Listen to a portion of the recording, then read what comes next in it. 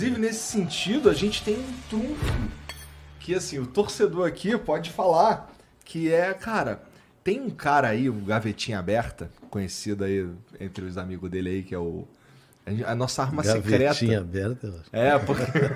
Porque não tem, assim, ninguém sabe como é que tá o Pedrinho, né? O Pedrinho tá uma máquina mortífera. Deve te perguntar o tempo inteiro, vai chamar o Pedro pra pelo menos um amistoso. Isso aí. Tá. Fala do Pedro aí pra nós. Tá jogando muito, não é eu, a ele, a performance dele que está se convocando.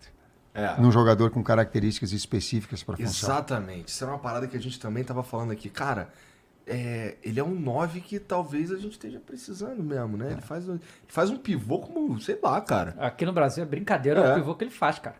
Cara, foi contra o Atlético Paranaense, talvez. Sei lá, eu sei que qualquer situação que ficar complicada, o Santos jogava lá nele, chegava nele, parava, botava e fazia o que queria com a bola. Mas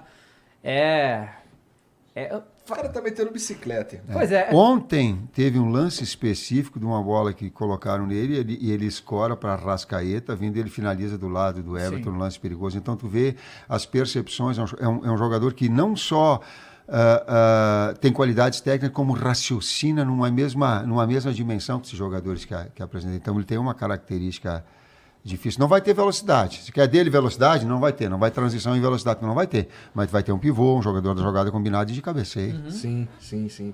E vocês estão fazendo aí vários ciclos de assistir diversos jogos, assistir um monte de coisa, então quer dizer que tem um espacinho naquela existe um processo, né? Uma rotina nossa. A gente trabalha diariamente na CBF das 10 da manhã às 7 da noite, né? Todo é um núcleo duro que a gente chama de 9 componentes. Uns agora estão viajando, o Fábio e o Matheus estão na Europa, vão acompanhar o Lucas Veríssimo lá no Benfica, estiveram vendo o Atlético de Madrid ontem, vão na Juventus.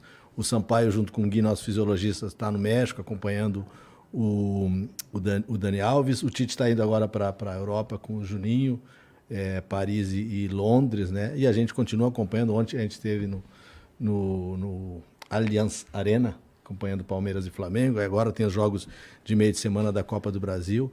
Então o processo é esse. Voltando à CBF amanhã, a gente discutir o que você viu e a gente olha os jogos todos, né? Não um pedaço de jogo, nem melhores lances. Olha, discute, revê esses jogos, discute essa lista larga, mantém esse processo de pertencimento do atleta. A gente está falando do Pedro. O Pedro é um jogador que tem... A gente divide as relações, né? Tipo, tem 10 jogadores que eu acompanho, o Matheus acompanha outros, a gente leva essas informações para o Tite. O Pedro é um cara que está sempre... Está bem, vamos lá, não desiste, a gente está observando, continua. Então, a gente está sempre... para que o atleta... Agora você está fazendo isso? Não, a gente faz sempre. Eu peguei o gancho agora. Porque agora é fácil falar do Pedro, né? Agora é fácil que ele está jogando. Agora tá porque fácil. Antes, Agora ele ele tá já jogando. mantinha essa relação de dizer, poxa, continua trabalhando que está nessa lista de jogadores importantes. E isso é legal porque eu não sabia. Então a CBF, vocês falam com o jogador. Cara, mantém aí, continua.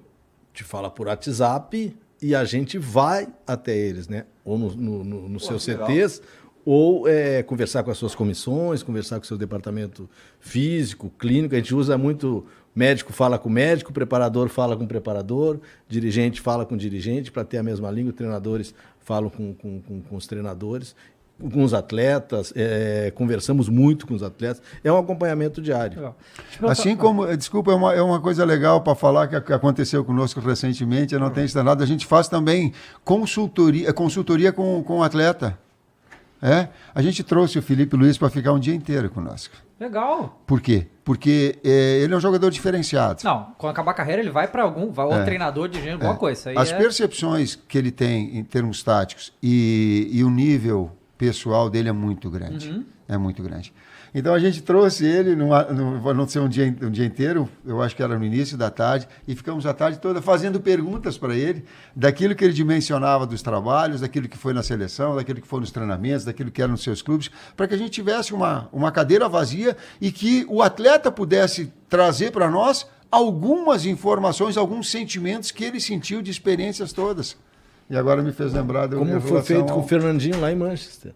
A última vez que a gente foi em Manchester para acompanhar os jogadores que estão lá, né? O o Ederson, o Gabriel Jesus que estava lá, acho que foi o Fábio que foi nessa viagem, sentou, almoçou com o Fernandinho. A gente mantém essa relação, porque é difícil. A gente esteve com os atletas convocados em junho.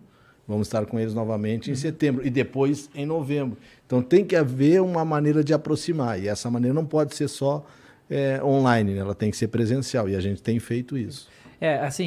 Esse negócio do Pedro que você está falando, não de agora, justamente. A gente que é flamenguista, a gente acompanha o Pedro direto. A gente está muito mais próximo disso.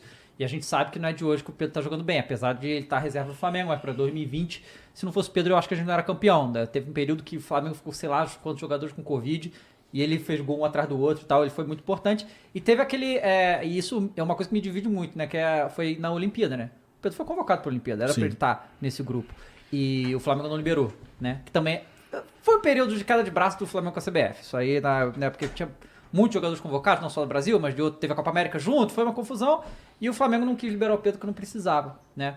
E aí a gente só consegue saber de o que a mídia passa, né? Mas claro que ele ficou chateado, óbvio que ele queria ir pra Olimpíada, e ainda mais que eles ganharam o ouro e tudo, e ele tinha jogado nos jogos antes, né? E tinha feito gol e tudo e tal.